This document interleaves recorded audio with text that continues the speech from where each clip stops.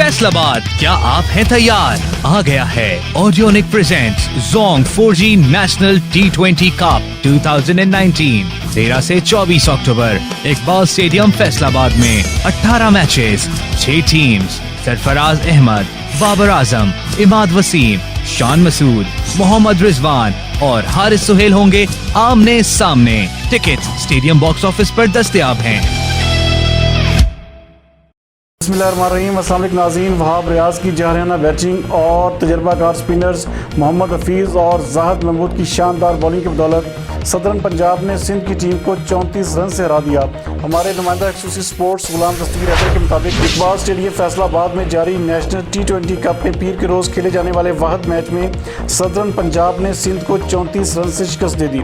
Southern Punjab की जानिब से वहाब रियाज ने 41 रन की जारियाना इनिंग्स और तजर्बाकार स्पिनर्स की उम्दा बॉलिंग ने टीम को फतह से हमकिनार किया। इवेंट में मंगल के रोज़ 2 मैचेस खेले जाएंगे। पहले मैच में सेंट्रल पंजाब और खैबर पख्तूनख्वा, जबकि दूसरे मैच में नॉर्दर्न और बलूचिस्तान की टीमें मद्दे मुकाबिल होंगी।